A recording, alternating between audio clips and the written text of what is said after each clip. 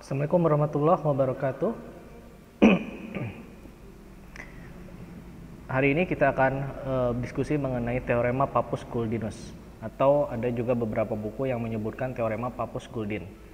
Jadi teorema Pappus-Guldin ini adalah salah satu teorema atau salah satu teknik yang dipakai untuk menentukan nilai titik berat atau menentukan koordinat titik berat.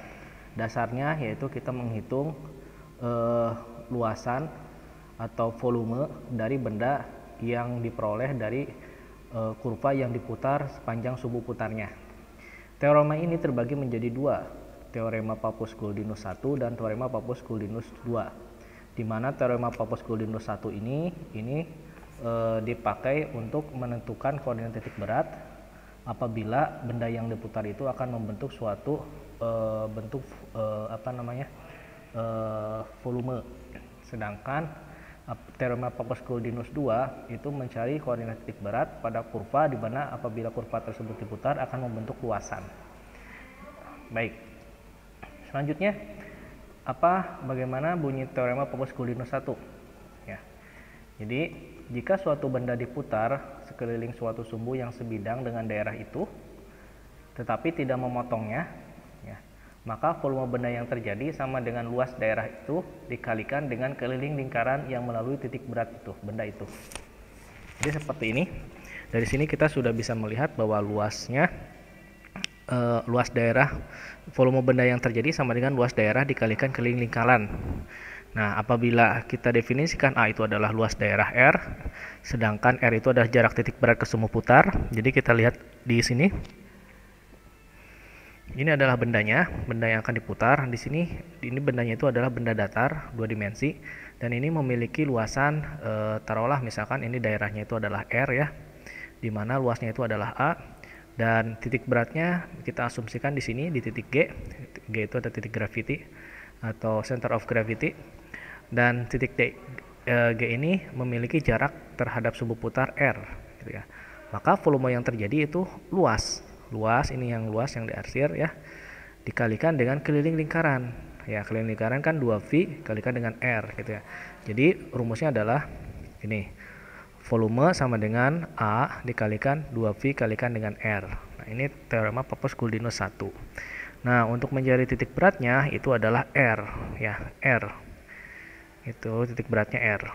Nah, lalu apakah ada aplikasi integral di sini? Ada integral. Kita bisa menghitung luasan itu menggunakan rumus integral. Kita akan lihat di contoh untuk teorema Pappus-Guldinus.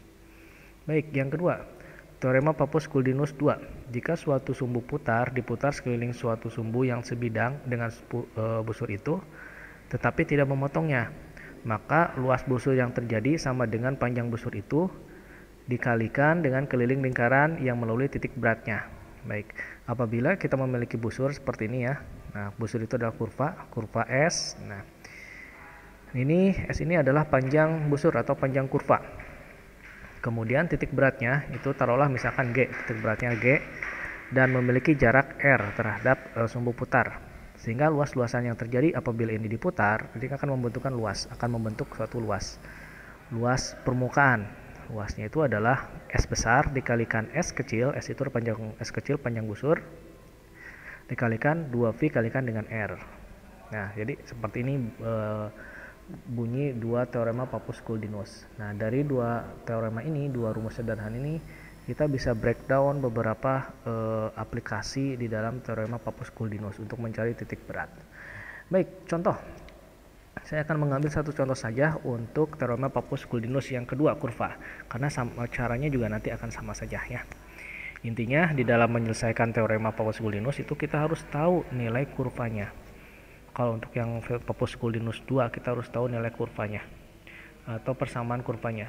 Nah, kalau untuk yang Pappus-Guldinus 1 kita harus tahu persamaan luasnya ya. Nah, oke. Maaf. Baik, contoh jika suatu sumbu seperempat lingkaran,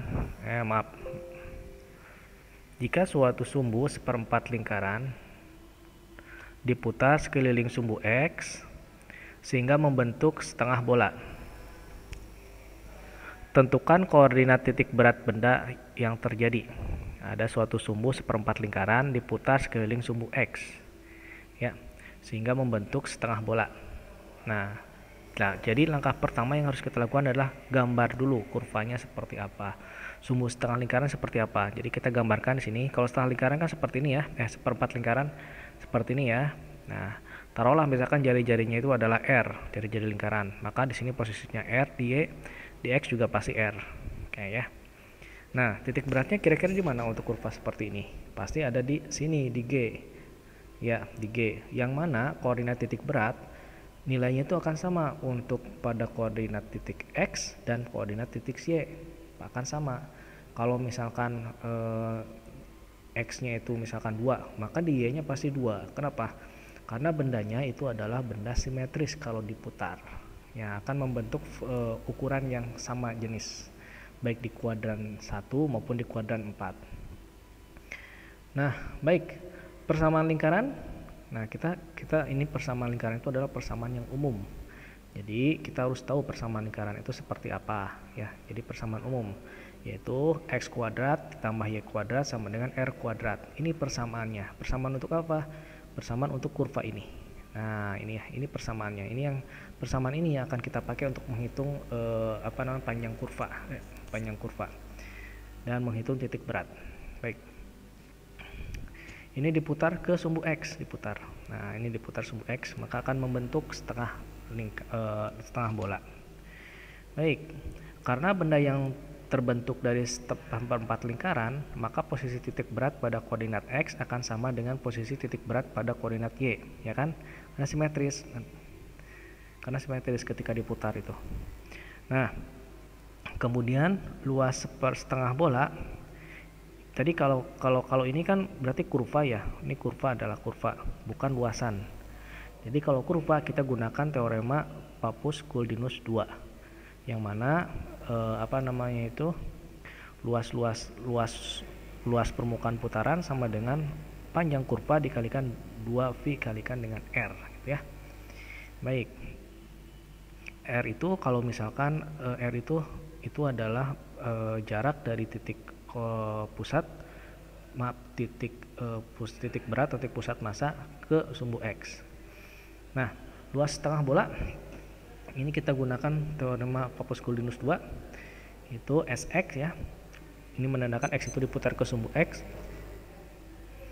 Ini sama dengan 2V kalikan Y kalikan S ya.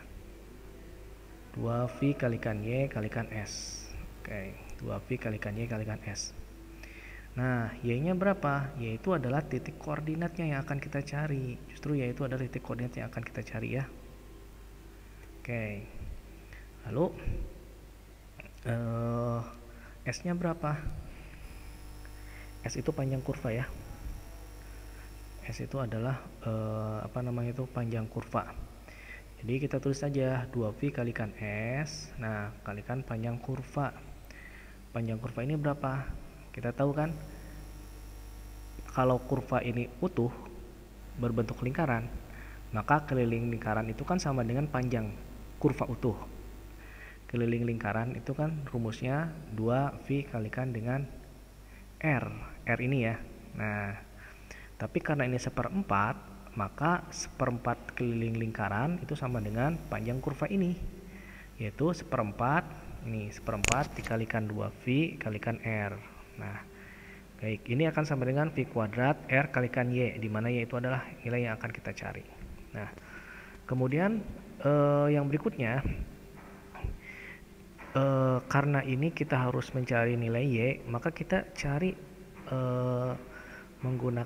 cari luasan dari titik putar G menggunakan integral seperti biasa ya.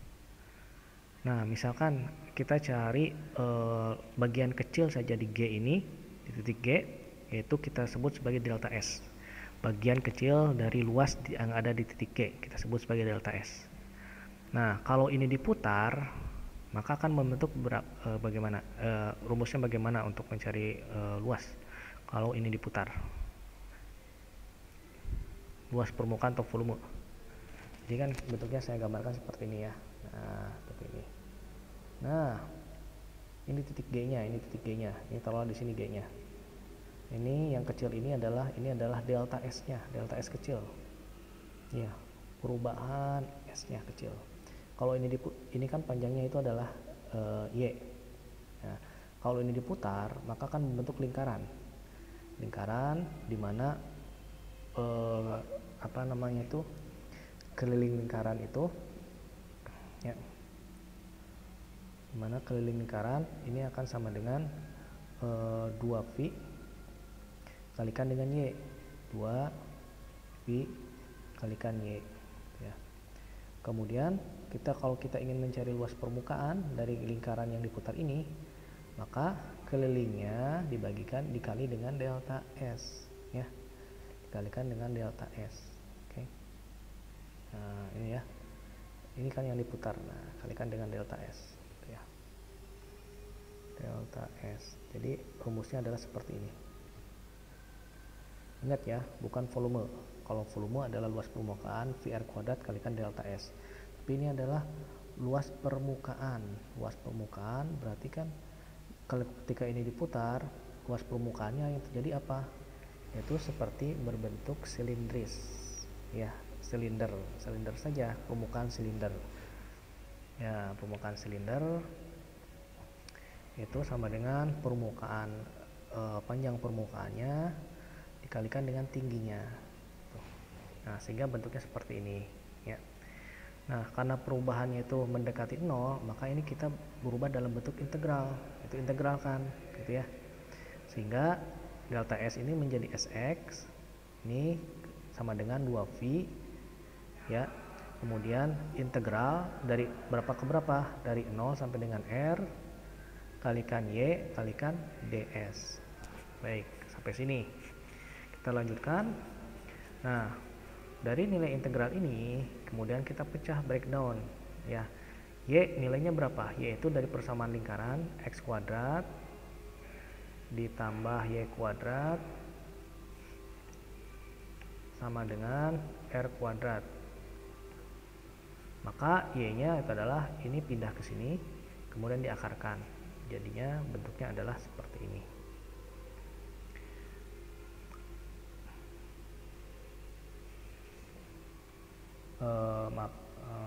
Oke.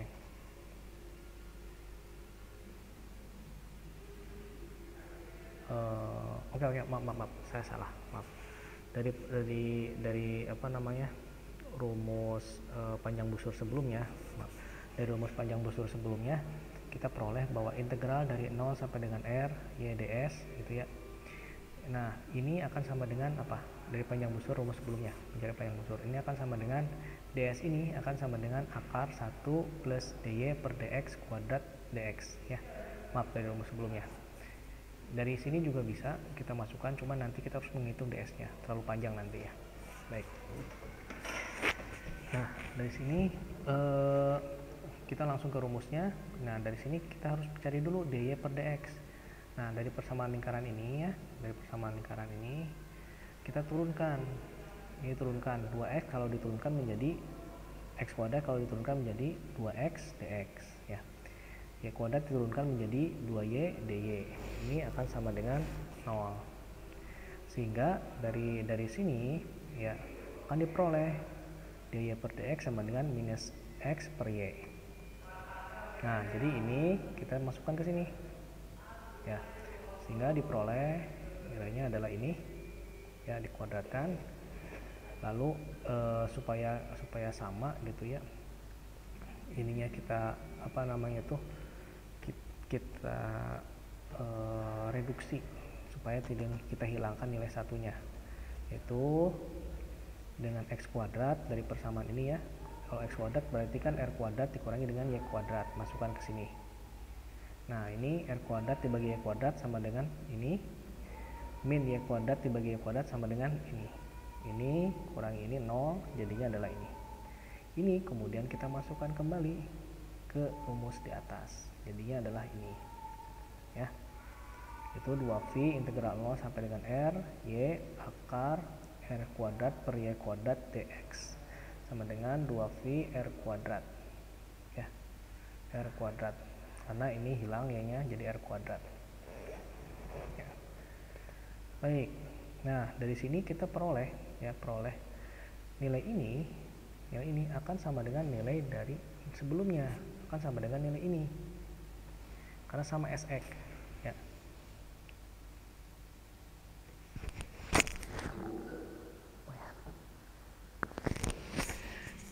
Nah, dari sini kita peroleh nilainya adalah V kuadrat Ry sama dengan 2V R kuadrat.